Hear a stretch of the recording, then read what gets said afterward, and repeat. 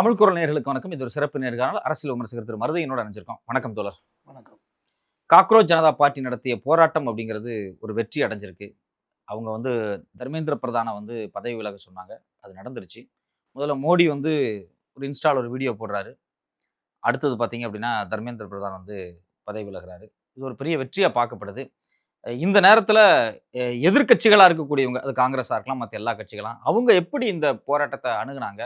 இந்த மாணவர்கள் எப்படி இந்த போராட்டத்தை நடத்துனாங்க? ஏன்னா எல்லாருமே ஒரு ஒரு ஒரு ஒரு ஜுடிஷியரியா இருக்கட்டும், இல்ல எதிர்க்கட்சிகளா இருக்கட்டும், இல்ல சேட்டலைட் சேனலா இருக்கட்டும், எல்லாருமே கைவிடப்பட்ட ஒரு சூழல்ல நடந்த ஒரு போராட்டமா தான் அதை பார்க்க வேண்டியதா இருக்கு. இது எப்படி இருக்கு? இதுதான் பாயிண்ட். 2014 மோடி ஆட்சிக்கு வந்தது முதல் இன்று 2026 வரை குறிப்பிடத்தக்க போராட்டங்கள் அப்படின்னு ஒரு 2-3 சொல்லலாம். மோடியை பதில் சொல்ல வைத்த போராட்டங்கள், சிஏஏ போராட்டம், என்ஆர்சி, அந்த போராட்டத்தை முஸ்லீம்கள் பிரச்சனை அப்படின்னு சொல்லி டைவர்ட் பண்ணி அவங்க மேலே கேஸை போட்டு இன்னை வரைக்கும் சிறையில் இருக்கிறாங்க. அதை செய்ய முடிந்தது அவர்களால்.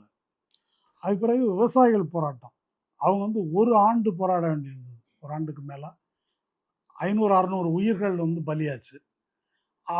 அதுக்கப்புறம் தேர்தல் வந்ததுனால மோடி பின்வாங்க வேண்டிய சூழல் வந்துச்சு, கட்டாயம். ஆனால் அந்த கேஸ் இன்னும் இருக்குது. இல்லை, இதுக்கு முன்னாடி பீமா கொரிங்கான் அந்த ஒரு போராட்டத்திலையும் ஒரு பெரிய ஒரு பின்விளைவுகள். ஆமாம், அது தாக்குதல் பின்னடைவு. அதுக்கு முன்னால் இந்த SC/ST ஆக்டில் ஆன்டிசிபேட்டரி பெயில் கொடுக்கறதுக்கு தீர்ப்பு வந்தப்போ தலித் மக்கள் போராட்ட நாடு எங்கே நடந்தது, அது வெற்றி அடைஞ்சு சட்ட திருத்தம் வந்தது. ஆமாம்.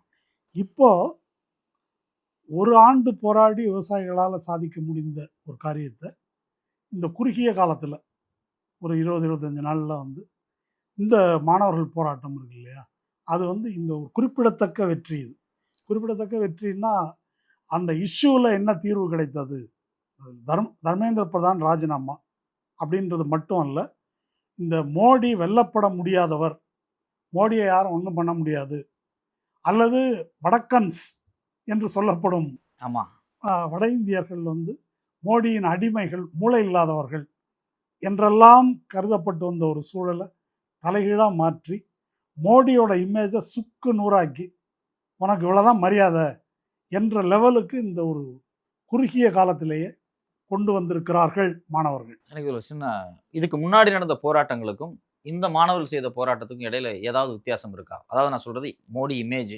பாஜகவினுடைய இமேஜ். மோடி இமேஜை இந்த அளவுக்கு அடித்தது விவசாயிகள் போராட்டம். நான் நேரையே அங்கே போயிருந்தேன்.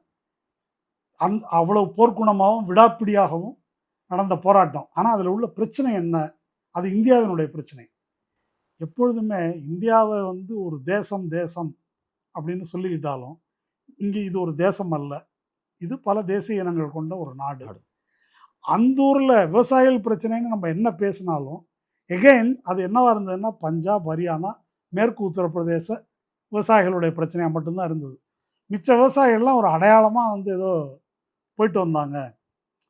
இப்போ நாடு தழுவிய ஒரு டிமாண்ட் அப்படின்னு இந்தியாவில் வர்றது ரொம்ப கஷ்டம். இப்போவும் வட இந்தியாவின் குறிப்பிட்ட மாநிலங்கள் இருக்கு இல்லையா, அங்கேருந்து தான் இந்த போராட்டம் நடந்துருக்குது. அதனால தான் பிஜேபி பயந்துருக்குது. தென்னிந்தியா கண்டுக்காம தான் இருந்திருக்குது. அவசர நிலை காலத்துலேயும் இதே தான் நடந்தது.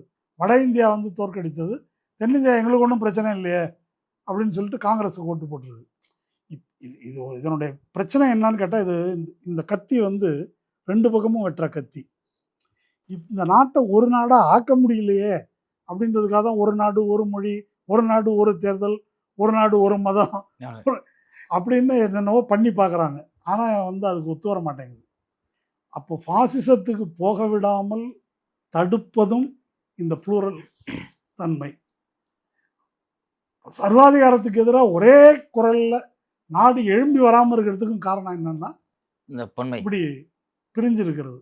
இந்த மாதிரி சூழலில் இந்த போராட்டத்தில் நடந்திருக்கிற ஒரு மிகச்சிறந்த நன்மை என்ன அப்படின்னு சொன்னால், பிஜேபிக்கு வாக்களித்த வட இந்திய மாநிலங்கள், கவ் பெல்ட் என்று சொல்லக்கூடிய வட இந்திய மாநிலங்கள் அல்லது இந்தி பேசும் மாநிலங்கள் என்ற மாநிலங்கள் இருக்கு இல்லையா, அந்த மாநிலங்களைச் சேர்ந்த பல்வேறு சாதிகளைச் சேர்ந்த, குறிப்பாக பெரும்பாலும் ஆதிக்க சாதிகளைச் சேர்ந்த, நடுத்தர வர்க்கத்தைச் சேர்ந்த மாணவர்கள், இளைஞர்கள் மோடியை காரி துப்பியிருக்கிறாங்க. இவங்க யார்? அப்படின்னாக்க இந்த ஜென்சி யாருன்னா 2014 மோடி ஆட்சிக்கு வரும்போது இவங்களுக்கெல்லாம் 8 வயசு 10 வயசு 12 12 வயசு. வயசு அதுக்குள்ள இருந்திருக்கும். இவங்க பெற்றோர்கள்லாம் மோடிக்கு குஜராத் மாடலை நம்பி ஓட்டு போட்டவங்க. 2014 2019 ஃபயர் விட்டவங்க. என்ன 24 கூட ஒரு குறிப்பிட்ட அளவுக்கு ஓட்டு போட்டவங்க. போட்டிருப்பாங்க.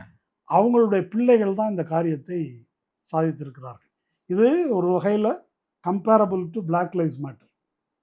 பிளாக் லைவ்ஸ் மேட்டரில் என்ன சொல்லுவாங்க அப்படின்னு சொன்னாக்கா, முதன்முறையாக கருப்பின மக்களுக்காக பாதிக்கு மேலே வெள்ளை இளைஞர்கள் வந்து இப்போ அந்த போராட்டத்தில் பங்கேற்றாங்க. அது ஒரு அதிசயம். அதில் நெகிழ்ந்து போய் பல கருப்பின மக்கள் வந்து கண்ணீர் விட்டாங்க இதை பார்த்து. அந்த இளைஞர்கள் யாருன்னா அவங்க பெற்றோர் இருக்கிறாங்கல்ல, அவங்க வந்து ஒரு ஒயிட் கிறிஸ்டியன் ரேசிஸ்ட் மனோபாவம் பல சதவீதங்களில் உள்ள நபர்கள் தான் அவங்க பெற்றோர்.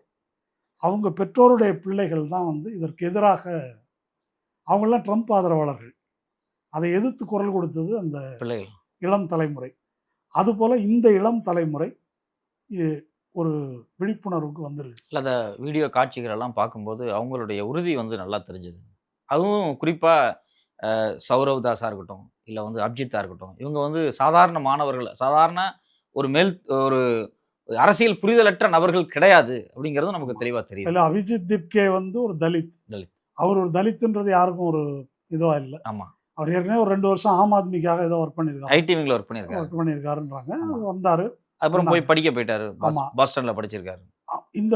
அதனால இந்த போராட்டத்தினுடைய தன்மை இருக்கு இல்லையா, இந்த போராட்டத்தினுடைய தன்மை அதில் வந்து மிகப்பெரிய ஆழமான அரசியல் புரிதல் கிடையாது. பிரச்சனை வந்து இந்த டிமாண்டே நீங்கள் பாருங்களேன், தர்மேந்திர பிரதான் ராஜினாமா பண்ணோம். சரி, இப்போ ராஜினாமா பண்ணிட்டாரு, ஓகே. அப்புறம் போலீஸ் அடக்குமுறை, அதுக்கு என்ன நியாயம் வேணும், அது கிடைக்க போதா இல்லையா, அது தனி பிரச்சனை. இதுக்கு மேலே இந்த நீட்டு தேவையா, இதனால் என்ன நடக்குது, இதை பற்றி ஆழமான புரிதலோ அப்படி ஒரு மாற்று தீர்வுகளோ போராடியவர்களிடம் இல்லை. ஆனால் அது எங்கே போயிருக்கு அப்படின்னு சொன்னாக்கா, இந்த கோரிக்கையை முன்வைத்து அவங்க இது ஒரு பென்டப் ஆங்கர், சேர்ந்து போன ஒரு ஆங்கர்.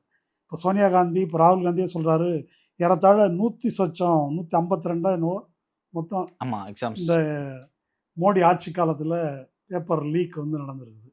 இப்போ இந்த மே மாதம் நீட் வந்து லீக் ஆச்சு, ரீநீட் வச்சாங்க.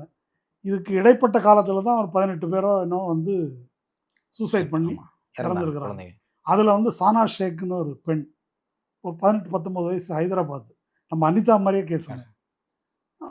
அந்த பிள்ளை வந்து முஸ்லீம் குடும்பம், அந்த பெற்றோர் அங்கே போயிருக்கிறாங்க இந்த ஜந்தர் மந்தருக்கு.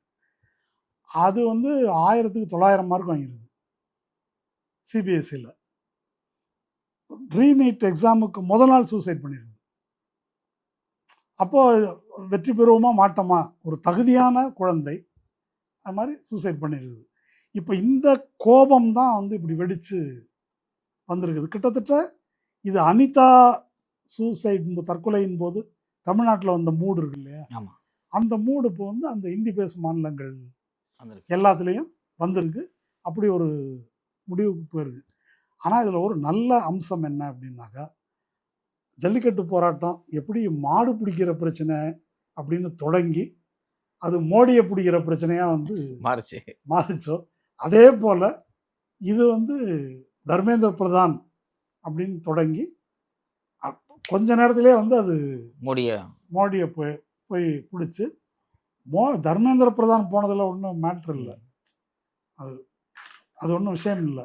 ஆனால் மோடி எழுந்திருக்கவே முடியாத அளவுக்கு ஒரு டேமேஜ் பண்ணி அந்த பில்டப் மொத்தத்தையும் காலி பண்ணி அவர் வந்து இன்ஸ்டால உட்காந்து வீடியோ போடுற நிலைமைக்கு கொண்டு வந்துட்டாங்க. அவர் வீடியோ போடுறது மட்டும் இல்லை, கேபினட் மீட்டிங்கில் அதை கிண்டல் பண்ணியிருக்காங்களே, யாரோ அபிஜித் திப்கே கிண்டல் பண்ணியிருக்காரு.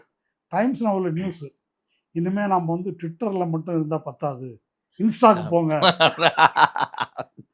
நீங்கள் ப்ரூஸ்லி படம் பார்த்துருக்கீங்களா? பார்த்தது இல்லை. ப்ரூஸ்லி வந்து இந்த நன்சாக்கு வச்சுருப்பார், எதிரில் இருக்கிறவங்களாம் தடிக்கம்பாது இதெல்லாம் வச்சுருப்பாங்க, எல்லாத்தையும் அதை வச்சு இப்படி சுற்றி அடித்து தூக்கி எறிஞ்சிருவார். ஒரு பாயிண்டில் தூக்கி கடாசிட்டு கையாலே அடிக்க ஆரம்பிப்பார். அப்போ அந்த அடி வாங்கினவன் இருக்கிறான் இல்லையா, உடனே அதை எடுத்து இப்படி சுற்றி பார்ப்பான்,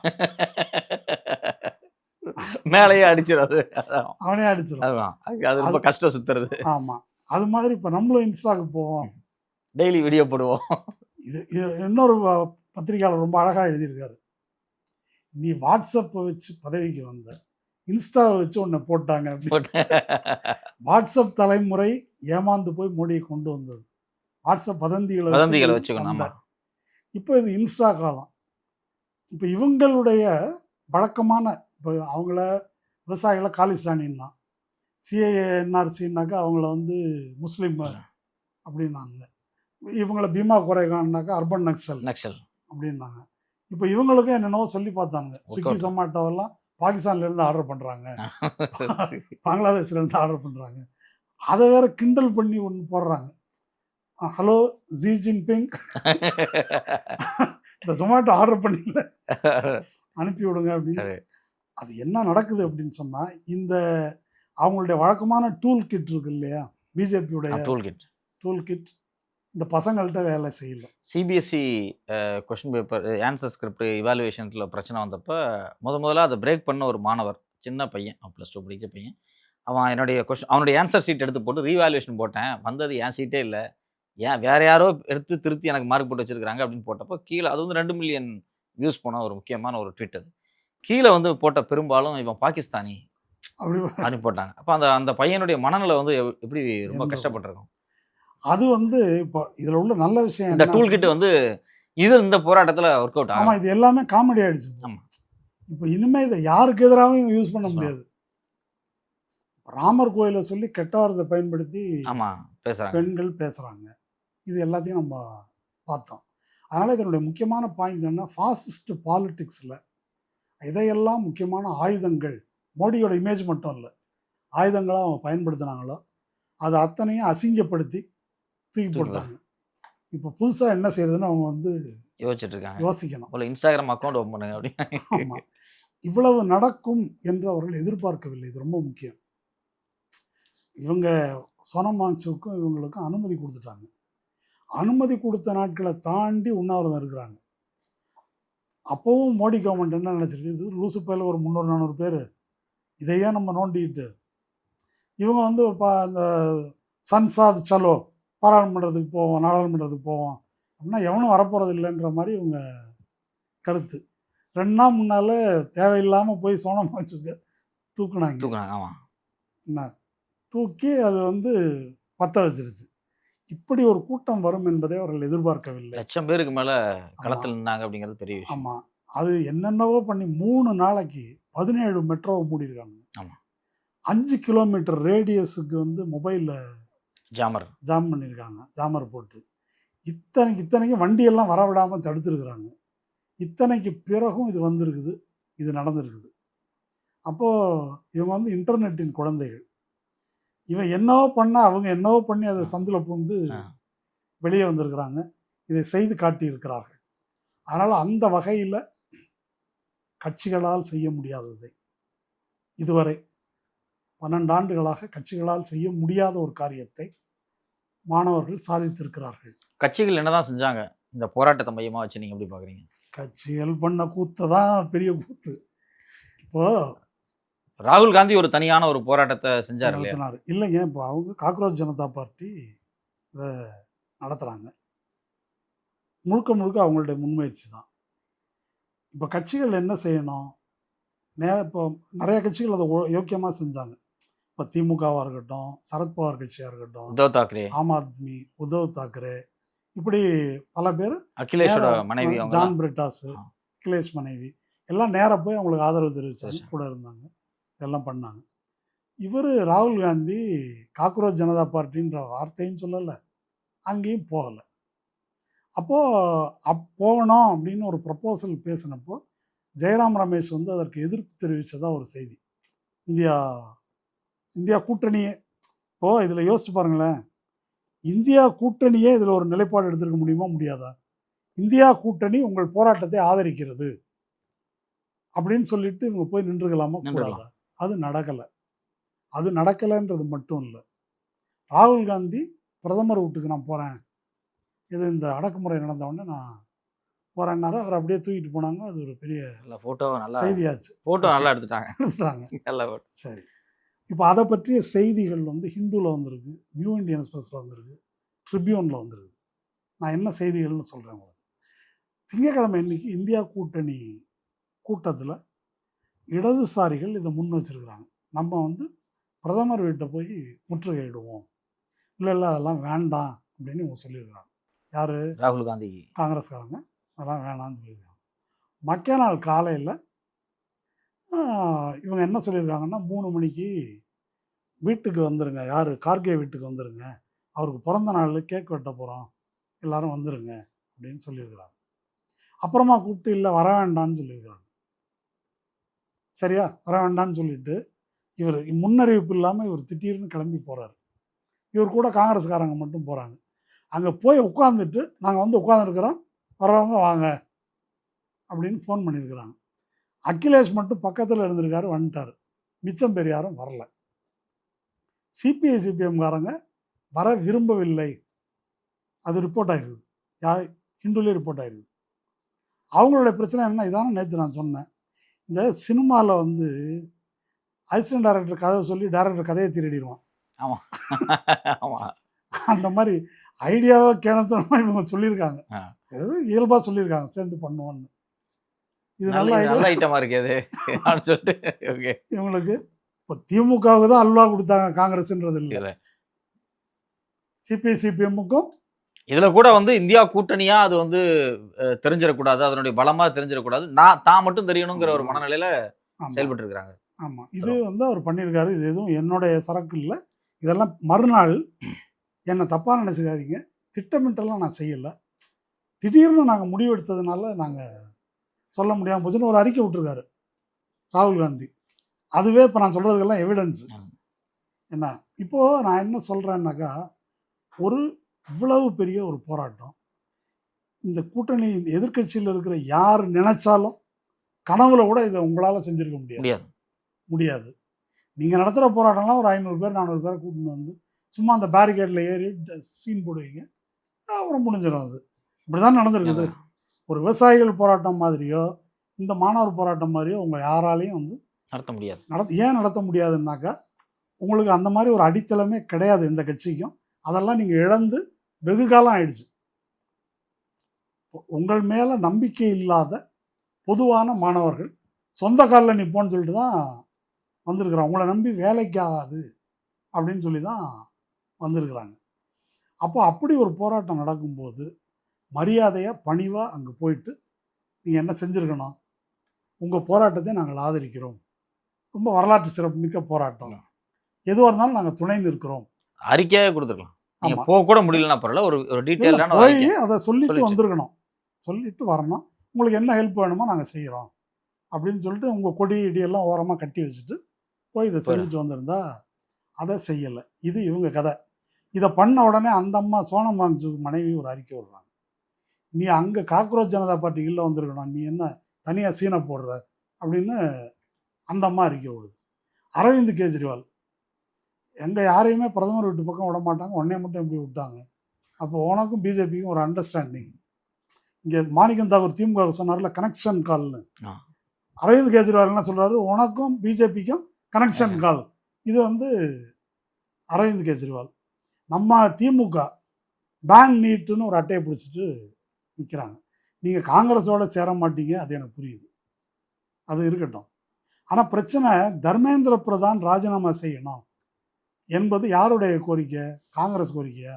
அதை முன் வச்சிருக்கிறது ஃபைட் பண்ணுறது மாணவர்கள். காங்கிரஸ் சொல்லி அவன் ராஜினாமா பண்ண போகிறான்னா, 2ஆம் நாளில் இந்த ஆள் சொல்லியிருக்காரு ராஜ்நாத் சிங், ராஜினாமாவா? நாங்கள் என்ன யூபிஏ நடத்திட்டு இருக்கிறோம்? இது என்டிஏ, ராஜினாமெல்லாம் நடக்காது 2ஆம் நாள். அப்போ காங்கிரஸ் நினச்சி இது நடந்திருக்க போகிறதில்ல, அது அவர்களுடைய கோரிக்கை. அந்த கோரிக்கைக்கு ஆதரவாக நீங்கள் வந்து முழக்கமிடணும், பேசணுமா வேண்டாமா? அதை பேசாமல் பேன் நீட்டுன்னு கேட்குறதுல தப்பு இல்லை, அதுதான் மையமான இஷ்யூ. ஆனால் இதை ஏன் பேசவில்லை? இது என்ன காங்கிரஸ் முழக்கமா? இது வந்து ஒரு ஃபாசிஸ்ட் ரூல். முதலாக மோடியை அடித்து கீழே தள்ளக்கூடிய, இறங்கி வா அப்படின்னு சொல்லக்கூடிய ஒரு முழக்கம். அதை திமுக ஆதரிக்காதது பெரும் குற்றம். இது ஒன்று. 2வது, இந்த இஷ்யூ வந்து இப்போ அவங்க கோரிக்கை தர்மேந்திர பிரதான் ராஜினாமா, அடக்குமுறைக்கு ஏதோ ஒன்று பண்ணு. சரி, அதெல்லாம் இருக்கட்டும். நீட்டை என்ன பண்ணுறது? நடத்தணுமா வேண்டாமா? இப்போ இந்த பிரச்சனையை பற்றி திமுக திரும்ப திரும்ப என்ன சொல்கிறாங்க, அங்கே போய் என்ன பேசுகிறாங்கன்னா, நாங்கள் தான் 8 வருஷம் முன்னாலே இந்த பிரச்சனையை ரைஸ் பண்ணோம், அதனால தான் நாங்கள் தீர்மானம் போட்டிருக்கிறோம் நீட்டே தப்புன்னு. இவர் ஸ்டாலினுடைய கட்டுரை ஒன்று ஹிந்துவில் வந்துருக்குது, நல்ல கட்டுரை. நல்லா கட்டுறாங்க. அந்த கட்டுரையில் என்ன சொல்கிறாரு, அதாவது எப்போதுமே ஒரு பிரச்சனையில் 2 ஆங்கிள் இருக்குது.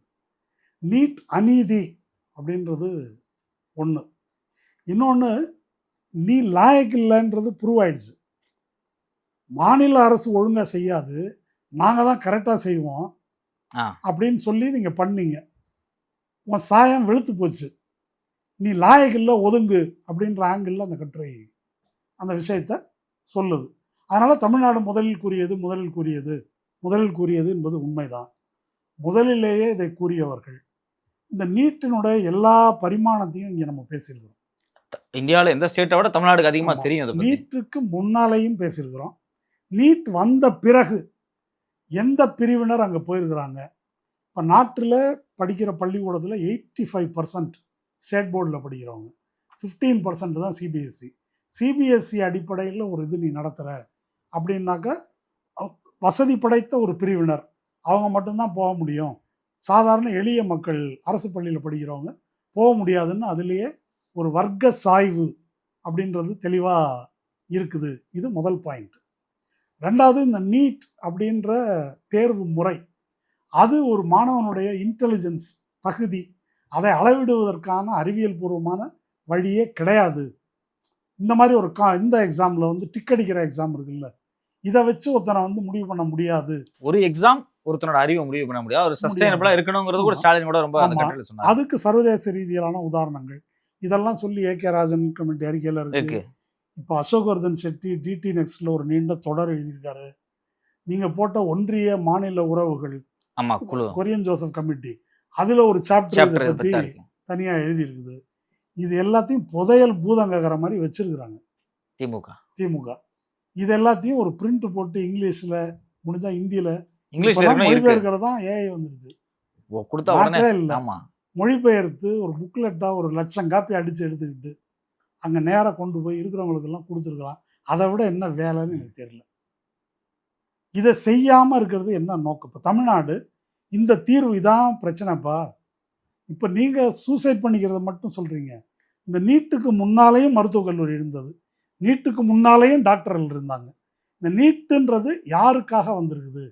65,000 சீட்டு அரசு கல்லூரி, 65,000 சீட்டு ப்ரைவேட் காலேஜ். இந்த ப்ரைவேட் காலேஜில் செல்ஃப் ஃபினான்ஸு இந்த காலேஜில் போகிறவங்க கேபிட்டேஷன் ஃபீயை ஒழிக்கிறேன், மெரிட்டை கொண்டு வரேன் அப்படின்னது எல்லாத்துலேயுமே எப்படி ஃபெயில் ஆகிருக்குது. மெரிட்டுன்னு சொல்லிட்டு மைனஸில் மார்க் வாங்கினவங்கலாம் போகிறானுங்க.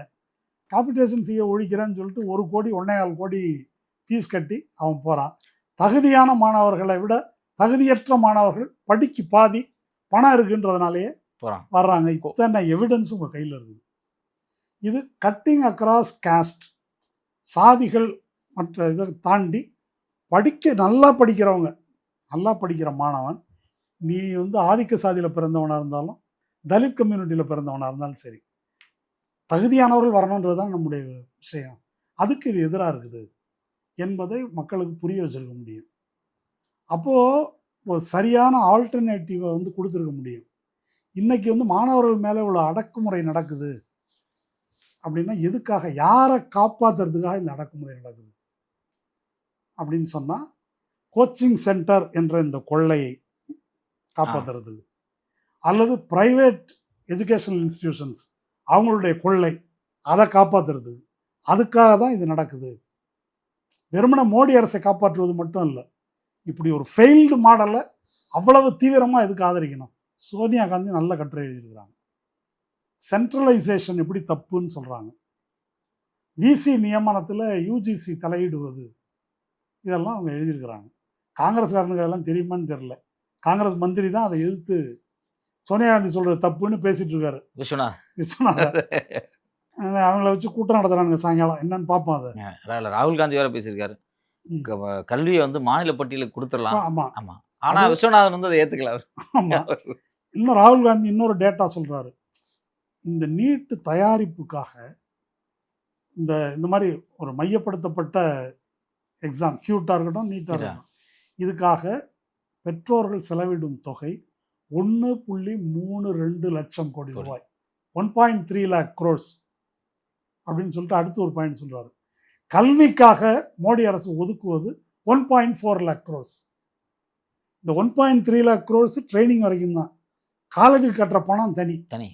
ஆமா, அப்போ கல்வி பட்ஜெட்டை தாண்டிடும். அது இவ்வளோ பிரமாதமான ஐடியாலாம் சொல்கிறீங்கல்ல, மேட்ரெல்லாம் சொல்கிறீங்கல்ல, தீர்வு சொல்லணுமா இல்லையா? நீ 2024 தேர்தலில் காங்கிரஸ் மேனிஃபெஸ்டோ என்ன? காங்கிரஸ் மேனிஃபெஸ்டோ இந்த இந்த மாதிரி நீட்டு கியூட் மாதிரியாக நடத்தக்கூடிய தேர்வுகளை ரிவ்யூ பண்ணுவோம், இது மேனிஃபெஸ்டோவில் இருக்குது. மாநிலங்கள் நீட் வேணாம் அப்படின்னு சொன்னால் அந்த மாநிலங்களுக்கு விலக்களிப்போம், இது மேனிஃபெஸ்டோவில் இருக்குது. இப்போ நீங்கள் இதை பேசணுமா இல்லையா? இப்போ தர்மேந்திர பிரதான் ராஜினாமா பண்ணிட்டாரு.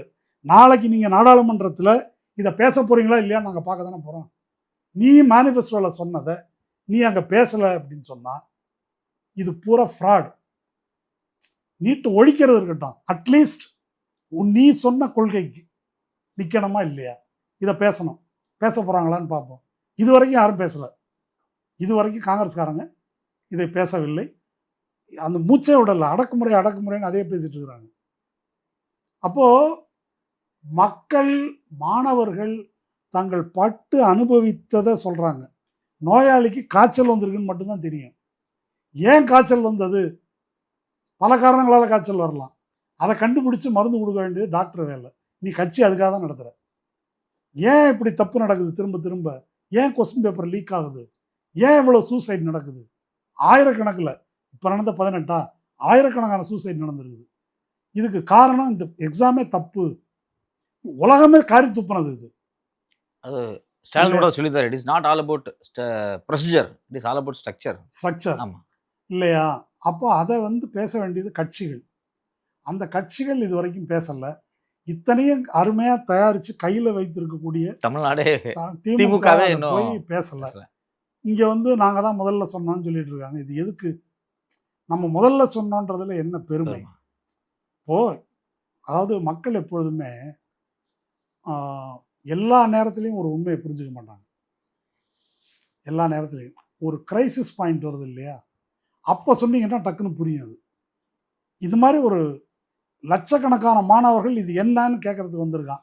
அரசியல் பேசாதவன்லாம் அரசியல் பேசிட்டு இருக்கான். ஆமாம், அந்த நேரத்தில் நீங்கள் பேசாமல் இங்கே உட்காந்து என்ன பண்ணுறீங்க அப்படின்னு எனக்கு தெரியல. வைத்தறிச்சலாக இருக்குது. அது இந்த சட்டமன்ற தோல்வி, தேர்தல் தோல்வின்றது ஒரு மேட்டரே கிடையாது. ஒரு அனைத்து இந்திய அளவில் திராவிட மாடல்னு பேசுகிறோம், இது செஞ்சுருக்கோன்னு பேசுகிறோம். இதை வட இந்திய மாணவர்கள் மத்தியில் ப்ரெசன்ட் பண்ணுறதுக்கு ஒரு அரிய வாய்ப்பு இது. நீங்கள் 100 பேர் கொடுங்க, அதில் 10 பேர் 15 பேர் கரெக்டு தானேன்னு சொல்லட்டும். இல்லை, அதில் வரக்கூடிய பசங்களில் ஒரு பெரிய செக்ஷன் படிக்கக்கூடிய செக்ஷன் தான். ஆமாம், இதை திமுக செய்யலை. இதை மட்டும் இல்லைங்க. இப்போது தாவேக்கா ஒரு அறிக்கை விட்டுருக்காங்க, நாங்கள் நீட்டை ஆதரிப்பு தான் இந்த அரசின் நிலைப்பாடு. அதுதான் அவங்க எல்லாத்துக்கும் நிலைப்பாடு அவங்க சொல்லிடுவாங்க. நீட் எதிர்ப்பு. தாவேக்கான்ற கட்சி என்ன செய்யுது? கட்சி பிளாக் டிக்கெட் விற்கிது. ஆமாம், வேற என்ன செய்யுது? அது உண்மை தானே? இப்போ அவங்க பார்வையில் என்னன்னு கேட்டால், ஜனநாயகன் படம் ரிலீஸின் போது அதை திசை திருப்புறதுக்கு இந்த மாதிரி ஒரு போராட்டம் இந்த மாதிரி பண்ணிட்டு இருக்கிறாங்க. இதையும் திமுக சதியில் சேர்த்துட்டாங்களான்னு தெரியல. அது இன்னும் இல்லை, அவங்களுடைய யூனிவர்ஸ் ஐடியா கொடுக்குறதா எடுத்துக்கங்க. இல்லை, அவங்களோட யூனிவர்ஸுக்குள்ளே என்ன பண்ணிருக்காங்கன்னு தெரியாது வேற நமக்கு. ஆனால் மாணவர்களை ரொம்ப மோசமாக கையாண்டுருக்குல்ல விஜய் அரசு. மோசமாக கையாண்டுருக்குது. மோசமாக கையாண்டது மட்டும் இல்லை, மெரினாவுக்கு பூட்டு போட்டுருக்குறாங்க.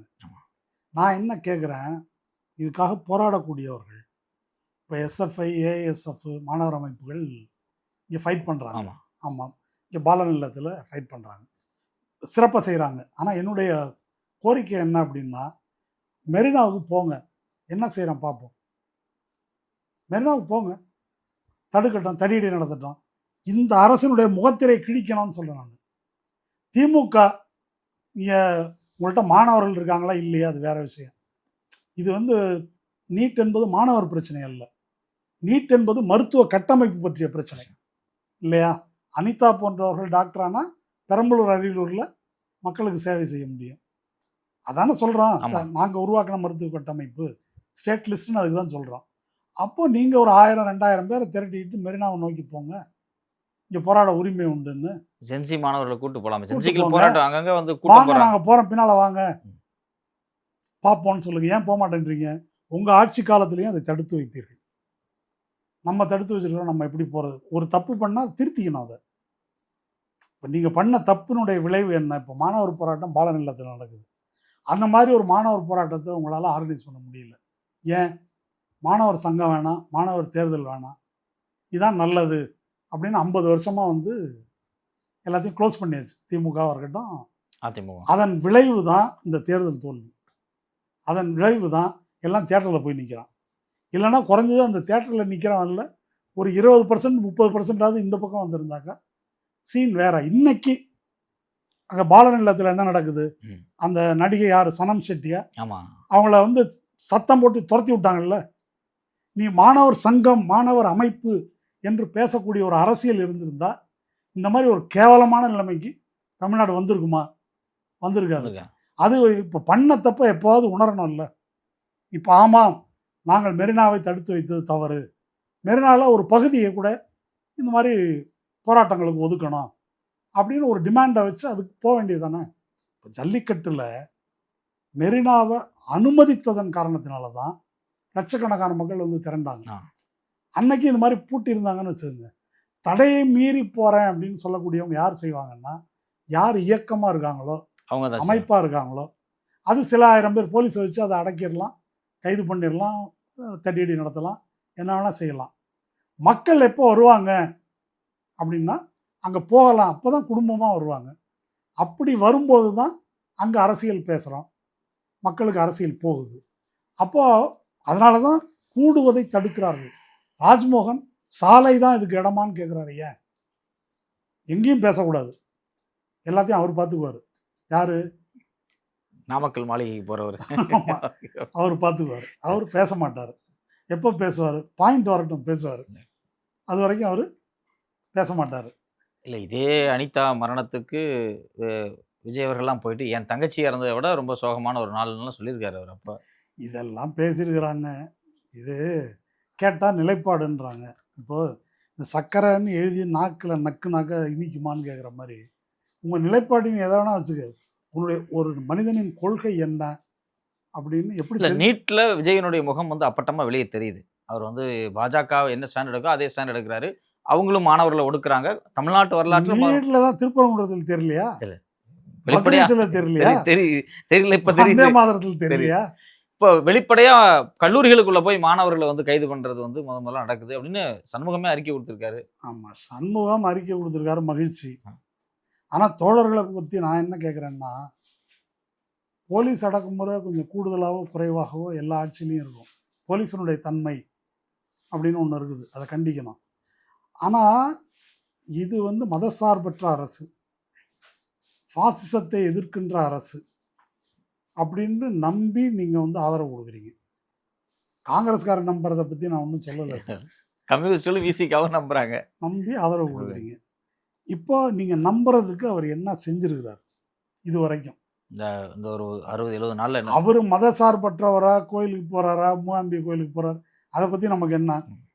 அவர் போகட்டும், போகாமல் இருக்கட்டும், அது நமக்கு தேவையில்லாத பிரச்சனை. மதச்சார்பின்மைன்னு பேசுகிறதே ஒரு ஃப்ராடு. மதச்சார்பின்மை நிலைநாட்டுவதற்காக அவர் எந்த போராட்டமும் நடத்தலை. கேட்டால் கோர்ட்டில் கேஸ் போடுறேன்னு சொல்கிறாரு.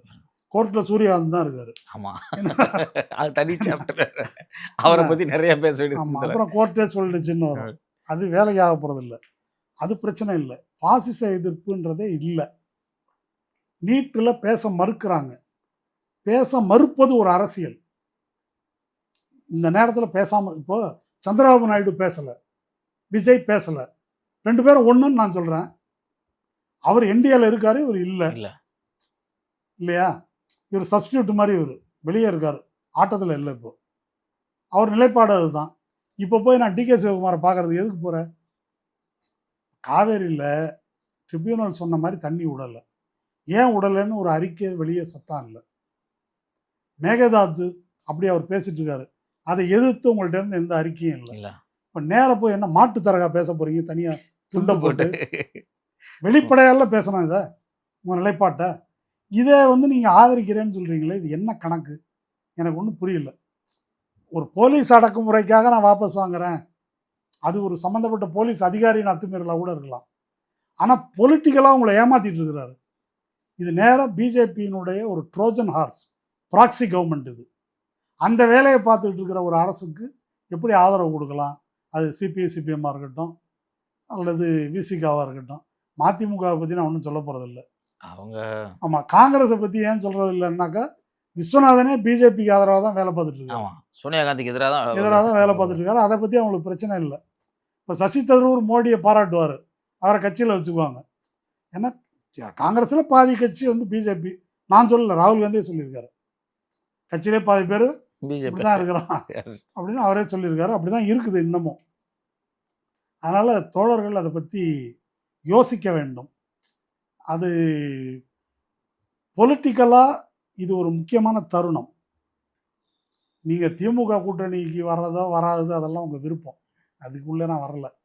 ஆனால் ஒரு பிஜேபி எதிர்ப்பு என்பதே இல்லாமல் செய்திருக்கக்கூடிய இந்த அரசு, ஒருவேளை திமுக ஜெயிச்சிருக்கு அப்படின்னு வச்சுங்க, இன்னைக்கு தமிழ்நாடு எப்படி இருக்கும்? டெல்லியில் இந்த போராட்டம் நடந்ததுக்கு இணையாக இங்கே நடந்திருக்கும். தமிழ்நாடு முழுதும் ஜல்லிக்கட்டு போல எங்கும் இதற்கு எதிரான போராட்ட குரல்கள் எழுந்திருக்கும். அது தென்னிந்தியா பூரா வந்து ரிஃப்ளெக்ட் ஆயிருக்கும் இங்கேருந்து வர்றது. அது இல்லாமல் பண்ணது யாரு? ஜனநாயகம். அது நடத்தலைன்றது மட்டும் இல்லை, இன்னொரு அசிங்கத்தை இந்த பக்கம் வந்து பண்ணி தமிழ்நாடுக்கு ஒரு நிரந்தர தலைகுனிவு, இதை போல ஒரு அவமானம். மினிஸ்டர்கள்லாம் கண் கலங்கி அழுது வீடியோ போட்டு, அதை எல்லா ஊடகங்களும் எடுத்து வீடியோ சேட்டலைட் சேனல்லாம் எடுத்து போட்டு ஆமாம், கண்ணீர் விட்டார். 10 கார்டு 20 கார்டு போகிறாங்க, ஒவ்வொரு மினிஸ்டர்ஸ் அழுகுறாங்க அப்படின்னு. ஆனால் என்ன நடக்குது அப்படின்னாக்கா, ஜென்சி அவர் பின்னால் திரண்டு விட்டது, அப்படி போயிடுச்சு. என்னுடைய கருத்துப்படி நம்ம நினைப்பதை காட்டிலும் மிக வேகமாக எக்ஸ்போஸ் ஆகக்கூடிய கவர்மெண்ட். விஜயோட இமேஜ் அவ்வளோ சீக்கிரம் உடையும். இப்போ நடக்குது அது. நீங்கள் மாணவர்களை போராட்டத்தில் இறக்கணும், அரசியல் படுத்தினீங்கன்னா ஆட்டோமேட்டிக்காக அது காலி ஆகிடும். அப்படி இப்போ பாலநிலத்தில் அதான் நடந்திருக்கு. ஆமாம், அந்த கட்சிகள், மாணவர்கள் எந்த கட்சியின் சார்பான மாணவர் சங்கத்தில் இருக்கிறாங்களோ அவங்க தான் சத்தம் போட்டு இறங்கு கீழே அப்படின்னு அந்த அம்மாவை துரத்தி விட்டுருக்குறாங்க. அவங்களுக்கு தெரியாதா நம்முடைய கட்சிகள் இந்த அரசுக்கு ஆதரவு கொடுக்குதுன்னு? அதனால் பரவாயில்ல, விஜயை பற்றி பேசட்டும். அந்த அம்மா என்ன சொன்னாங்க?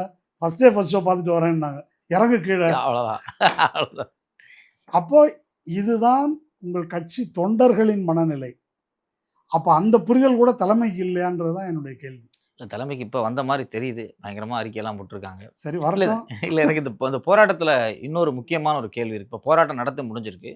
அந்த போராட்டத்தில் மிகப்பெரிய டெல்லி போராட்டத்தை சொல்கிறேன், காவல்துறை அத்துமீறல்கள் ரொம்ப அதிகமாக இருந்திருக்கு. மாணவர்கள் அடிக்கப்பட்டிருக்கிறாங்க. அங்கே போராடின மாணவர்களை டெல்லி போலீஸ் வந்து ரொம்ப கவனமாக வீடியோ எடுத்திருக்கிறாங்க. சில வேனில் வச்சு அவங்க அந்த காட்சிகளை பதிவு பண்ணி யாருடைய முகம் அப்படிங்கிறதெல்லாம் எடுத்துக்கிட்டு இருக்காங்க. இதெல்லாம் அந்த மாணவர்களை டார்கெட் பண்ணுறதுக்காக நடக்குதா, இல்லை இது என்ன விளைவுகளை ஏற்படுத்தும்? இல்லை, இது ஒரு மிக சீரியஸான ஒரு பிரச்சனை. இக்ஷானான்னு பேர், அந்த வேன் பேர் ரிப்போர்ட்ஸில் வந்துருக்குது. 8 கேமரா 360 டிகிரியில் அது வந்து பதிவு பண்ணும். அப்படி பல வேன்களை நிறுத்தியிருக்காங்க. இது இல்லாமல் குறிப்பிட்ட சில போலீஸ்காரர்கள் ஏஐ எனேபிள்டு கிளாஸஸ் அதை போட்டிருக்கிறாங்கன்னு மாணவர்கள் சொல்கிறாங்க. அது என்ன அப்படின்னு சொன்னால், குறிப்பிட்ட நபர்களை வந்து அடையாளம் காட்டும் அவங்கள. இது பூரா வந்து இந்த பாலஸ்தீனியன் லெபோரட்டரி அப்படின்னு சொல்லிட்டு ஒரு நூல். அந்த நூல் வந்து என்னென்னா, அவர் ஒரு ஜூ, ஆஸ்திரேலியாவில் செட்டில் ஆன ஜூ, அவர் எழுதியிருக்காரு. வந்து பாலஸ்தீனம் ஒரு சோதனை சாலை, இதை உலகம் பூரா அமல்படுத்துகிறாங்க. பாலஸ்தீன மக்களுக்கு இஸ்ரேல் என்ன செய்கிறதோ அதற்கான தொழில்நுட்பம், கருவிகள் இதெல்லாம் உலகம் முழுதும் உள்ள சர்வாதிகாரிகளுக்கு சப்ளை பண்ணப்படுது. கல்ஃப்லேயும் இந்தியா உள்பட பெகாசஸ் வந்து அப்படி சப்ளை பண்ணப்படுது அப்படின்றத ஒரு பாலஸ்தீனுடைய கண்காணிப்பு ஒடுக்குமுறை எல்லாம் காஷ்மீரில் அமல்படுத்தப்பட்டது. காஷ்மீரில் என்ன அமல்படுத்தப்பட்டதோ அது ஜந்தர் மந்தரில் அமல்படுத்தப்படுது. இப்போ இந்த ஃபேஷியல் ரெக்கக்னிஷன் சாஃப்ட்வேர் அப்படின்றது என்னன்னா, மொத்த கூட்டத்தையும் அடையாளம் கண்டு எல்லாரையும் பட்டியலிடுவது. ஹைகோர்ட்டில் வந்து நேஹா போரான்னு நினைக்கிறேன் அவங்க பேர். அவங்க எஸ்எஃப்ஐயில் இருந்தவங்க, தலைவராக ஜேஎன்யூவில். அவங்க டெல்லி ஹைகோர்ட்டில் ஒரு கேஸ் போட்டிருக்கிறாங்க. இந்த மாதிரி வந்து சர்வைலன்ஸ் இதை நிறுத்தணும் அப்படின்னு. துஷார் மேத்தா அங்கே அப்பியர் ஆகி, பொது இடத்துக்கு வந்துட்டீங்கன்னா ப்ரைவசி கிடையாது அப்படின்னு ஒரு, நாங்கள் சட்டம் ஒழுங்கை பராமரிக்கணும், கிரிமினல் ஊடுருவி இருக்காங்களா அதுக்காக நாங்கள் கண்காணிக்கிறோம், கூடாதுன்றீங்களா, சட்டத்தில் அதுக்கு இடம் இருக்குது அப்படின்னு துஷார் மேத்தா வந்து அரசு சார்பில் வாதாடுகிறார். விஷயம் என்னன்னா, இது ப்ரொஃபைலிங். ப்ரொஃபைலிங்னா ஒவ்வொரு நபரையும் அந்த மாதிரி அடையாளப்படுத்தி எடுத்து வைத்து கொள்வது. இது வந்து இப்போ ஏஐ வந்த பிறகு இது தீவிரமாக தொடங்கிடுச்சு. இப்போது இந்த போராட்டக்காரர்கள், முழக்கம் எழுப்பியவர்கள், போராட்டத்தில் ஈடுபட்டவங்கள பூரா வந்து இப்போ டாக்குமெண்ட் பண்ணியிருப்பாங்க. அவங்க டாக்குமெண்ட் பண்ணிவிட்டு அடையாளப்படுத்தி பட்டியல் போட்டுருவாங்க. இனி அவங்கள பல்கலைக்கழகத்திலேருந்து தூக்க போகிறாங்களா, இல்லை வேலையிலேருந்து தூக்க போகிறாங்களா, இவங்கள பூரா வந்து கேடி லிஸ்ட்டில் வைக்கிற மாதிரி அப்சர்வேஷனில் வந்து வச்சுருவாங்க. இது வந்து இதற்கு முன்னால் இந்த இப்போ இந்த ஏஐயோ இந்த மாதிரி விஷயங்கள்லாம் வர்றதுக்கு முன்னால், இப்போ மாகாய்கால நாங்கள் செயல்பட்ட பீரியட்லலாம் பொதுக்கூட்டத்தில் வீடியோ எடுத்தால் போய் தடுப்போம். நாங்கள் விரட்டுவோம் கேமராமேனை. அவங்க எடுக்கிறது முடிஞ்ச வரைக்கும் பார்ப்பாங்க, விரட்டுனா பின்வாங்கி போயிடுவாங்க, எடுக்கக்கூடாது. அது எடுக்கிறது எதுக்கு அப்படின்னா ரெக்கார்ட் பண்ணும், இதே நோக்கத்துக்காக தான்.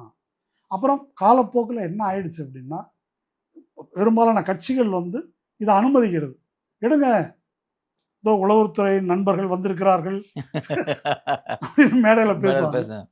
என்ன உளவுத்துறை நண்பர்கள் எல்லாத்தையும் வச்சு ஆப் அடிச்சிருவாங்க. அப்படி எப்போ டைம் கிடைக்குதோ அப்போ வச்சு எல்லாத்தையும் முடிச்சுட்டுருவாங்க. ஆமாம், அது மாதிரி டாக்குமெண்ட் பண்ணிட்டு இவங்களை ஒடுக்குவதற்கானது. அதுதான் அந்த இவங்க எங்கெங்கே படிக்கிறாங்க, எங்கே போகிறாங்க, எங்கே வர்றாங்க எல்லாத்தையும் மானிட்டர். இல்லை, பாலஸ்தீனில் நடப்பது தான் இது. இது ஒரு தனியும் ஒரு பெரிய தலைப்பு. இப்போ இஸ்ரேல் பாலஸ்தீன மக்களுக்கு என்ன செய்யுதோ அதை காஷ்மீர் மக்களுக்கு மோடி அரசு செய்தது. இப்போ தன்னுடைய காஷ்மீர் வேற தீவிரவாதி அப்படி இப்படின்னு சொல்லிட்டு இருந்தாங்க. அது முஸ்லீமுக்கு தான் நடக்குதுன்னு நினச்சிட்டு இருந்தீங்க. இப்போது இந்துக்களுக்கும் அதுதான், தன்னுடைய மக்களுக்கும் அதுதான் என்பதை மோடி அரசு செய்கிறது. இது என்ன அப்படின்னு சொன்னாக்கா, தனித்தனியாக ஒவ்வொருத்தரையும் வேட்டையாட முடியும், அச்சுறுத்த முடியும். ஒரு போராட்ட உணர்வோடு அந்த மூடில் வர்றாங்க. இப்போ திரும்பி போய் அவங்கள வாழவே முடியாத மாதிரி ஆக்குறாங்கன்னு வச்சுங்க, தனித்தனியாக. இப்போ இயக்கங்கள்லேருந்து போராடுறவங்க எல்லாருக்குமே போராட்டம் நடத்தி போலீஸ் லத்தி சார்ஜ் வாங்கலாம், ஜெயிலுக்கு கூட போகலாம், ஒரு 10 நாள் 15 நாள் ஜெயிலிருந்து ரிமாண்ட், அப்புறம் பெயிலோட வெளியே வந்துடலாம். உண்மையான துயரம் எப்போ ஆரம்பம்னு கேட்டால் கோர்ட்டு கேஸுக்கு நடக்கிறது, வாய்தாக்கு போகிறது இருக்கு இல்லையா, அதுதான் சித்திரவதை. போலீஸ்கிட்ட அடி வாங்குறது இல்லை. அதுபோல் ஒரு டார்ச்சருக்கு வந்து இவங்களை உள்ளாக்குவதற்கு இல்லை, டார்கெட் பண்ணி இனிமேல் இதுக்கு வரக்கூடாது அப்படின்னு ஆக்குவதற்காகத்தான் இதை அவர்கள் எடுக்கிறார்கள். இதை வந்து இப்போது தொழில்நுட்பம் வளர்ந்து விட்ட காலத்தில் இது ஒரு கொடூரமான முறையாக வருது. இந்த முறையை ஒழிப்பதற்கு வந்து ஃபைட் பண்ணணும். இப்போ இந்த டெக்னாலஜி ஒழிக்க முடியாது, அவங்களை நிறுத்த முடியாது. ஒரே வழி என்ன அப்படின்னா, இந்த ஃபாசிஸ்ட் கவர்மெண்ட்டை ரிமூவ் பண்ணுறது, அதுக்கப்புறம் உரிய சேஃப்கார்ட்ஸை கொண்டு வர்றது இருக்கு இல்லையா, அது. இது ஒன்று. ரெண்டாவது, இந்த போராட்டத்தில் 2-3 விதமான கொடிய ஆயுதங்கள் பயன்படுத்தப்பட்டது. 2020 கல்வானில் வந்து இந்திய இராணுவத்துக்கும் சீன இராணுவத்துக்கும் ஒரு மோதல் வந்தது. எல்லையில் வந்து துப்பாக்கி வைத்து கொள்ளக்கூடாது துருப்புகள் அப்படின்னு ஒன்று இருக்குது, சண்டையாக மாறிடும்ன்றதுனால. அதனால் அங்கே இந்திய துருப்புகள் வந்து மீறி வந்தாங்க அப்படின்றது அவங்க குற்றச்சாட்டு, அவங்க மீறி வந்தாங்கன்றது இவங்க குற்றச்சாட்டு. அந்த மோதலில் 20 இந்திய துருப்புகள் அடித்தே கொல்லப்பட்டார்கள். எப்படி அடித்து கொண்டாங்கன்னாக்கா, சீன இராணுவத்தின் கையில் இருந்த கிளப்பு தடி இருக்கு இல்லையா, அதன் முனையில் ஆணிகள் இருந்தது, ஆணி அடித்து வச்சுருந்தாங்க. அதால் ப்ரூட்டலாக தாக்குனாங்க, இவ்வளவு கேவலமாக நடந்துக்கிட்டாங்கன்னு அன்னைக்கு வந்து மீடியாலலாம் அந்த செய்தி வந்தது. அந்த உத்தி தொழில்நுட்பம் இருக்குல்ல, என்ன தொழில்நுட்பம், அந்த ஆணி தடிக்கம்பில் ஆணி அடி, அதை வந்து இங்கே பண்ணியிருக்கிறாங்க. இதை வந்து கையும் களவுமாக பிடிச்சு ஆல்ட் நியூஸில் ஜுபைர் வந்து அதை எக்ஸ்போஸ் பண்ணியிருக்காரு. நேருக்கு நேர் அதை பிடிச்சி வச்சுட்டு கேட்குறாங்க மாணவர்கள், அதை பயன்படுத்தியிருக்கிறாங்க. இது ஒன்று. இதுக்கு அடுத்தது, லத்தியால் அடித்தாலே அது கொடூரமானது, ஃப்ராக்சர் வரைக்கும் போகக்கூடியது. அதில் மின்சாரம் பாயக்கூடிய லத்திகள், அது வந்து பயன்படுத்தியிருக்கிறாங்க. இதெல்லாம் டெல்லி ஹைகோர்ட்டில் எவிடன்ஸோட கொடுத்துருக்குறாங்க, கேஸ் ஆமா. பேசியிருக்கிறாங்க. இது 2வது. 3வது பெல்லட் குண்டுகள். பெல்லட் குண்டு அப்படின்றது காஷ்மீரில் யூஸ் பண்ணப்பட்டது. எண்ணற்ற இளைஞர்களுக்கு கண்ணு போயிருக்குது, ஊனமுற்று போயிருக்கிறாங்க. இது ஏகப்பட்ட இளைஞர்களுக்கு நடந்திருக்கு. பெல்லட் குண்டுன்னா என்ன? ஒரு ஷாட்டில் கிட்டத்தட்ட 100 ரவைகள் வந்து வரும். அது வந்து ரப்பர் தோட்டாக்களும் இருக்குது, மெட்டல் தோட்டாக்களும் இருக்குது. இங்கே இப்போ பயன்படுத்திக்கிறது மெட்டல் தோட்டாக்கள். 3 பேர் டாக்குமெண்டட். அவங்கள வந்து ரேபிட் ஆக்ஷன் ஃபோர்ஸ் அதை வந்து பயன்படுத்தியிருக்கு. இன்றைக்கி அவங்கள வச்சு ராகுல் காந்தி ப்ரெஸ்ஸுக்கெல்லாம் இது பண்ணியிருக்காரு, பேப்பரில் வந்துருக்குது. அதில் ஒரு பையன் கண்ணு போயிடுச்சு, அப்படியே சல்லடை மாதிரி தொலைச்சிருக்குது. இதை வந்து பயன்படுத்தியிருக்கிறாங்க மாணவர்களுக்கு எதிராக. இது இல்லாம பேட்ச் இல்லாம காவலர் உள்ள வந்திருக்காங்க. பேட்ச் இல்லாமல் அவங்க போலீஸான்னு தெரியல.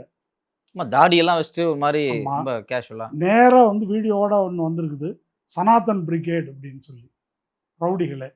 இது இல்லாமல் இப்போ நான் உங்களுக்கு ஒன்று சொல்கிறேன். இன்னைக்கு செய்தி பத்திரிகையில் பார்த்தேன், ராஜஸ்தானில்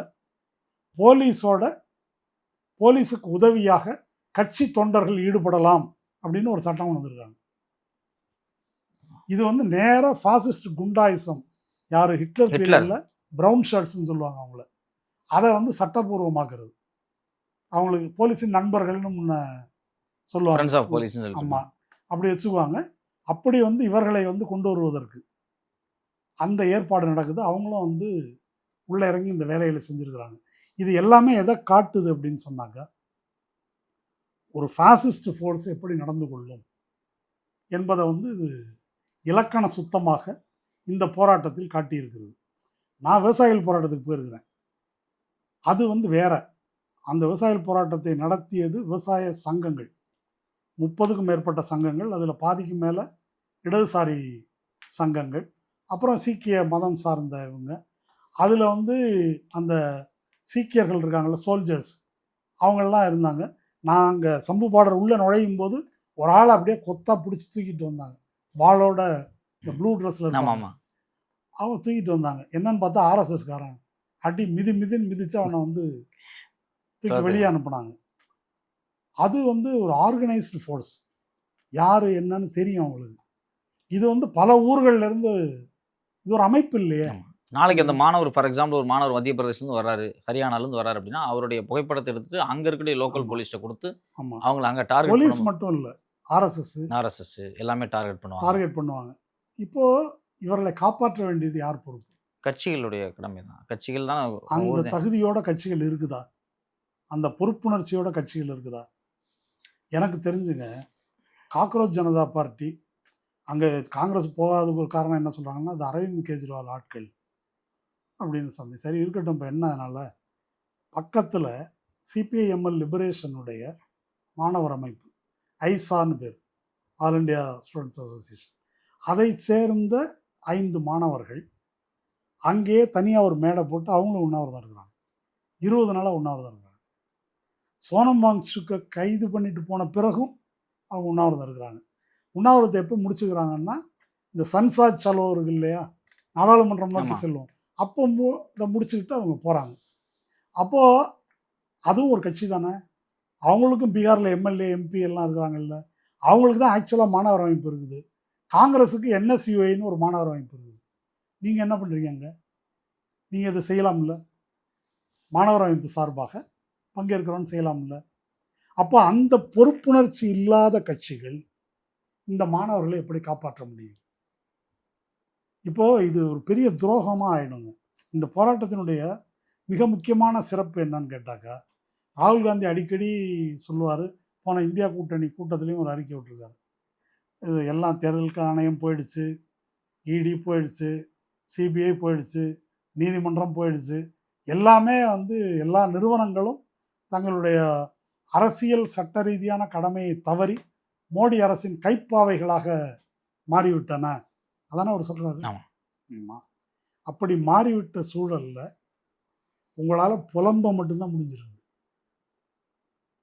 அவங்கள தாண்டி ஒரு காரியத்தை சாதிச்சிருக்கிறது யாருன்னாக்கா இந்த மாணவர்கள்.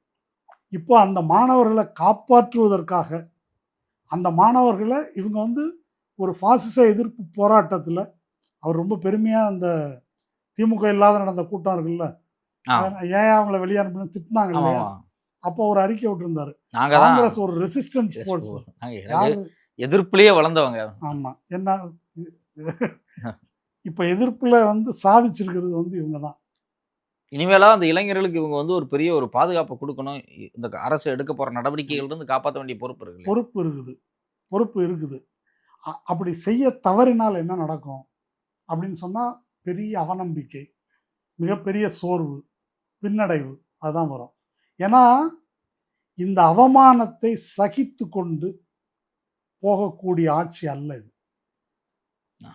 பழிவாங்கக்கூடிய ஆட்சி. சாதாரணமாக இதை வந்து இந்த அவமானத்தை மோடியால் இதை ஜீரணிக்கவே முடியாது. ரொம்ப 12 வருஷமாக கொடுத்த பில்டப்பை வந்து இதான் மேண்டிலான்னு முடிச்சுட்டாங்க. ஆமா அவ்வளவுதான். இதை வந்து ஆர்எஸ்எஸ்ஸாலேயோ மோடியாலேயோ ஒருபோதும் தாங்க முடியாது. அதனால் அதை வந்து இதை ஒழிப்பதற்கு அதனால் இப்போ பல தியரிஸ் பீமா குறைகான் மாதிரி பல தியரி இனிமே உருவாக்குவாங்க. அதையெல்லாம் எதிர்கொண்டு நிற்கின்ற திறன் உள்ள அமைப்பு சிஜேபி அல்ல. சிஜேபின்றது ஒரு அப்போ ஏற்பட்ட ஒரு ப்ரொட்டஸ்ட் மூவ்மெண்ட், இதுல அவ்வளோதான். குறிப்பா சேட்டலைட் ஊடகங்கள் கோடி மீடியா அங்க இருந்து அடிச்சு விரட்டப்பட்டிருக்காங்க நிறைய ஆமா. பேர், நிறைய ஊடகங்களை அத்தனை பேருக்கும் பழி வாங்குறதுக்கு வந்து காத்திருப்பாங்க எல்லாரும். காத்திருப்பாங்க. அத்தனை பேரும் அர்ணாப் கோஸ்வாமியிலேருந்து எல்லாரையும் வந்து உண்டு இல்லைன்னு பண்ணிட்டாங்க இந்த இதில். அதனால் அவர்கள் செய்வார்கள். இதுக்காக வந்து அச்சுறுத்துவதற்காக இதை நான் சொல்லலை. இதையெல்லாம் தாண்டி தான் நம்ம வந்து இதை முறியடிக்க முடியும். காயம்படாமல் இந்த சண்டையை நம்ம போட முடியாது. அதனால் துணிந்து அந்த மாணவர்கள் இறங்கி இருக்கிறாங்க. செஞ்ச வரைக்கும் சிறப்பாக செஞ்சுருக்கிறாங்க. இதுல எனக்கு குறிப்பா இன்னொரு முக்கியமான விஷயம் என்னன்னா, இந்த போராட்டத்தை நீதிமன்றம் எப்படி அணுகுச்சு? உச்சநீதிமன்றத்துடைய சூரியகாந்த் அவர்கள் வந்து இதை எப்படி அணுகுனார்? டெல்லி நீதிமன்றங்கள் இதை எப்படி அணுகுனாங்க அப்படின்னு பார்க்கும்போது ரொம்ப அதிர்ச்சியா இருக்கு. இல்லை, மோடியை விட அதிகம் டேமேஜ் ஆனவர் சூரியகாந்த் தான். அவர் தான் காக்ரோச்சுங்கிற வேர்டை காயின் பண்ணி கொடுத்தாரு. காயின் பண்ணார். காயின் பண்ணிட்டு கதற ஆரம்பிச்சிட்டாரு. ஆமா. நான் அப்படி சொல்லலைன்னாரு. அப்புறமா இப்போ இந்த வீடியோலாம் பார்க்குறது எனக்கு நேரம் இல்லைன்னாரு. ஆமா அது பொலன்னு பொழந்துட்டாங்க எல்லாரும். பொழந்த உடனே நான் அப்படி சொல்லலை, பெட்டிஷனாக போடல, ஒரு லெட்டர் தான் கொடுத்தாங்க, இதை வச்செல்லாம் எப்படி பண்ண முடியும்? இப்படி இறங்கி அதுக்கு பதில் சொல்ல வேண்டிய கட்டாயத்துக்கு சூரியகாந்தை தள்ளியிருக்காரு. சூரியகாந்த் மற்ற வழக்கெல்லாம் விட்டுருங்க. பீகாரில் ஆரம்பிச்சது எஸ்ஐஆர். இந்த எஸ்ஐஆர் கேஸை எங்கே கொண்டு வந்து நிறுத்தியிருக்காங்கன்னா பாஸ்போர்ட்டும் செல்லாது, டாக்குமெண்ட்டு நீ யார் அப்படின்னு இப்போ கேட்குறாங்க. இப்போ அப்பன் யார் பாட்டன் யாருன்னு இதுக்கு எவிடன்ஸ் எங்கேருந்து கொண்டு வர்றது?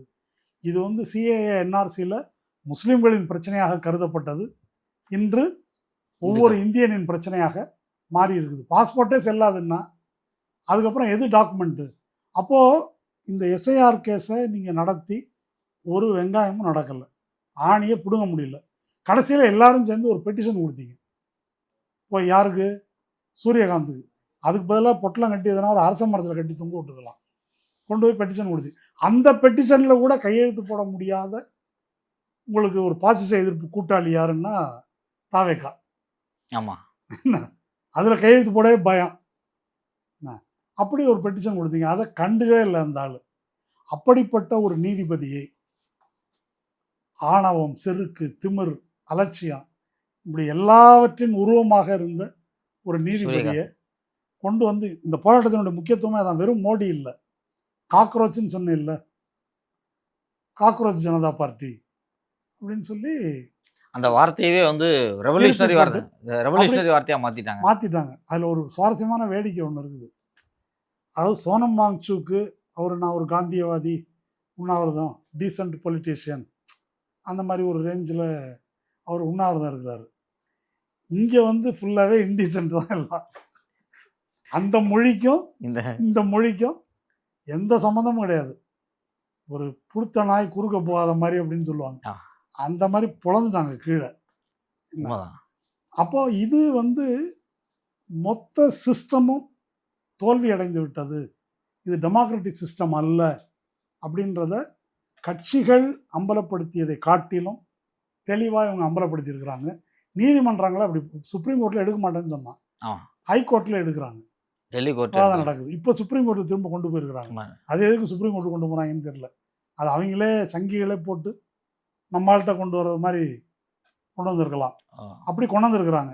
ஆனால் இது வந்து நீதிமன்றத்துக்கு ஒரு நிரந்தரமான நீதிமன்றத்தை அதனுடைய கௌரவம் அப்படின்னு ஒன்று ஏற்கனவே இல்லை. அதை வந்து எக்ஸ்போஸ் பண்ணியிருக்காங்கன்னு சொல்லலாம். சுத்தமாக எக்ஸ்போஸ் பண்ணிட்டாங்க. அதனால் இப்போ நீதிமன்றமும் பழி வாங்கிறது காத்திருக்கும். ஏன்னா அவர்களுடைய கௌரவமும் வந்து இதில் ஒழிக்கப்பட்டு விட்டது. ஸோ அப்போ காவல்துறை, ஆளும் கட்சி, இது சேட்டலைட் சேனல்கள், நீதிமன்றம் எல்லாரும் காக்ரோச் ஜனநாயகத்தின் எல்லா தூண்களும் ஆமாம் இப்போ வந்து வேட்டையாடுவதற்கு காத்திருக்குது. எல்லா தூண்களும்னாக்கா எல்லா தூண்களுமே பாசிசத்தின் தூண்களாக மாறிடுச்சு. அதனால் அவங்க வந்து இவர்கள் மேலே பாயறதுக்கு காத்திருக்கிறாங்க. இப்போ என்ன பொறுப்பு அப்படின்றத பற்றி சீரியஸாக யோசிக்கணும். கட்சிகளுக்கோ எல்லா கட்சிகளுக்கும் நான் திரும்ப சொல்கிறேன், திராவிட முன்னேற்ற கழகம் உள்ளிட்டு காங்கிரஸோட உள்ள பிரச்சனை என்பதை வந்து தங்களுக்கு இழைக்கப்பட்ட துரோகமாக தான் திமுகவினர் கருதுகிறார்கள். அதில் உண்மை இல்லாமல் இல்லை. ஆனால் அதை விட ஒரு பெரிய உண்மை இருக்கிறதா நான் நினைக்கிறேன். அது பாசிச எதிர்ப்புக்கு இழைக்கப்பட்ட துரோகம். 5 ஆண்டுகள் தீவிரமாக மோடி அரசை எதிர்த்து பல இன்னல்களை சந்தித்து இந்தியாவிலேயே வேற எந்த கட்சியும் செய்யாத அளவிற்கு பாசிச எதிர்ப்பு நடவடிக்கைகளை முன்னெடுத்தது திமுக அரசு இல்லையா?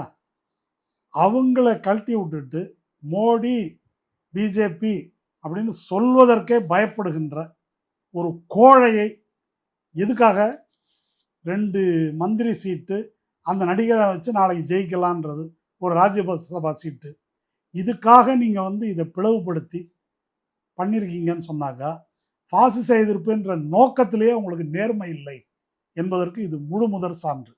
அப்போ திமுகவே எதை பேசணும்னாக்க இதை தான் பேசணும். அப்போது நீங்கள் இதை பண்ணதுக்காக நானும் அதை பண்ணுறேன் என்று இறங்க முடியாதுன்னு நினைக்கிறேன். நான் திமுக காங்கிரஸை விமர்சிப்பதற்கு 1000 இருக்கலாம். ஆனால் மோடி பாசிசம் அப்படின்றது மக்களுக்கு எதிரானது, தமிழ்நாட்டுக்கு எதிரானது. அப்போ அதை எதிர்த்து நிற்பதில் காங்கிரஸ் ஒரு மொக்க, அது லாயக்கில்லாதது, நாங்கள் தான் அதற்கு உரிய பிரதிநிதிகள் என்ற முறையில் திமுக அதை அணுகணும். அப்படி அணுக வேண்டுமே தவிர திரும்ப காங்கிரஸுக்கும் எங்களுக்கும் பஞ்சாயத்து என்ற முறையில் பார்ப்பது இருக்கு இல்லையா? அது ஏன் தவறு அப்படின்னு சொல்கிறேன்னாக்கா, இது தனிப்பட்ட சுயமரியாதை பிரச்சனை இல்லை, இது ஒரு நாட்டை பாதுகாக்க வேண்டிய பிரச்சனை. இவ்வளவு மாணவர்கள் இவங்களை வந்து காங்கிரஸை நம்பி விட முடியாது. காங்கிரஸ்காரர்களுடைய தகுதி என்பது அவ்வளோதான் இருக்குது. இப்போ என்ன செய்வது? இப்போ அகிலேஷ் யாதவ் மனைவியோட போய் அங்கே உட்காந்துருக்கிறாரு, இல்லை சிபிஐ சிபிஎம் களத்தில் நிற்கிறாங்கன்னா, அந்த மாதிரி யார் சின்சியராக சீரியஸாக எதிர்க்கக்கூடிய சக்திகளோ அவர்களோடு அணி சேர்வது, இந்த போராட்டத்தில் பங்கேற்பது என்ற முறையில் இதை வந்து அணுகணும். அதுதான் எதிர்கால போராட்டத்துக்கு வந்து உதவியாக இருக்கும். அப்படி இல்லை அப்படின்னு சொன்னாக்கா, இப்போது ஒரு பின்னடைவு வந்துருச்சுன்னு வச்சுக்கோங்க, அதுக்கப்புறம் எழுந்திருக்கிறது ரொம்ப கஷ்டம். அப்படி ஒரு பின்னடைவு ஏற்பட விடக்கூடாது. 2029 வரைக்கும் இனிமேலும் மோடி வந்து எந்த பில்டப்பும் கொடுக்க முடியாது அப்படின்ற அளவு க்ளோஸ் பண்ணிட்டாங்க மோடியை. அடுத்து உத்தரப்பிரதேச தேர்தல் வரப்போகுது. ஆமாம், மோடிக்கு இந்த கதின்னாக்கா இனி யோகின்னா அதை விட இன்னும் சீப்பாகிடும். மொத்தத்தில் பிஜேபியோட பாலிட்டிக்ஸை காலி பண்ணிட்டாங்க. நீங்கள் யாரும் செய்ய முடியாத வகையில் அவங்க செஞ்சுருக்கிறாங்க. என்னடா ராம் மந்திர் அப்படின்னு காங்கிரஸால் கேட்க முடியுமா? கேட்டுக்கிறாங்க இல்லையா?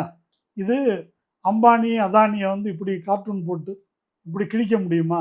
அது செஞ்சுருக்கிறாங்க. அப்போது இப்படி வந்து சிறப்பாக இதை வந்து கொண்டு போயிருக்கிறார்கள். அதற்கு இந்த மாணவர் சமூகத்துக்கு நாம் நன்றியுடையவர்களாக இருக்கலாம். நன்றியுடையவர்களாக இருக்க வேண்டும் என்று சொன்னால் அவங்கள பாதுகாக்கணும். இந்த நீட்டுக்கு சரியான மாற்று தீர்வு என்ன என்பதை முன்வைத்து அதுக்கு பின்னால் யார் ஆதாயம் அடைகிறார்கள், ஏன் இதை கொண்டு வருகிறார்கள், அதை வந்து எக்ஸ்போஸ் பண்ணணும். இந்த பாசிச எதிர்ப்புக்கான ஒரு மக்கள் இயக்கம் கட்ட முடியும் என்பதற்கான நம்பிக்கையை வந்து இது கொடுத்துருக்குது.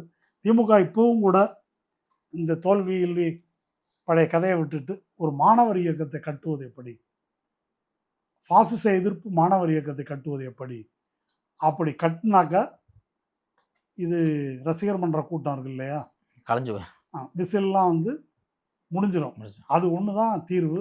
பாலன் இல்லத்தில் இப்போ நடந்திருக்கிற இந்த ஒரு நிகழ்வே அதற்கு வந்து சான்று. சாட்சி.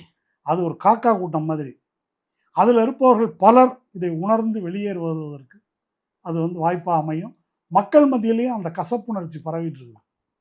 இப்போ போய் நான் டி சிவகுமாரோட பேச போகிறேன் அப்படின்றாரு. என்ன பேச போகிறாரு? இந்த கேள்வி எல்லாருக்கும் எழுதல, விவசாயிகளுக்கு எழுகிறது. அது எல்லா மக்கள் மத்தியிலும் இந்த கேள்விகள் எழும். அதனால் வந்து பாசிச எதிர்ப்பு போராட்டத்தில் மக்களை திரட்டுவதற்கான நம்பிக்கையை இந்த டெல்லி போராட்டம் கொடுத்திருக்கிறது. அந்த நம்பிக்கையை பற்றி கொண்டு முன்னேறி செல்வோம். ரொம்ப விரிவான ஒரு உரையாடல் தொடர் டெல்லி போராட்டம் குறித்து. இதில் முக்கியமான விஷயம் என்னன்னா, டெல்லி போராட்டத்தில் மாணவர்களுடைய வெற்றி கொண்டாடப்பட வேண்டியது தான். ஆனால் அதுக்கு பிறகு அந்த மாணவர்களுக்கு என்ன நடக்க வாய்ப்பு இருக்கிறதோ அதை கட்சி எப்படி தடுத்து நிறுத்தணும், இவ்வளோ நாளாக கட்சிகள் என்ன துரோகத்தை செய்தோ அதை செய்யக்கூடாது அப்படிங்கிறத வந்து ரொம்ப தெளிவாக சொன்னீங்க. உங்களுடைய நேரத்துக்கு கருத்துக்கு ரொம்ப நன்றி தொடர்.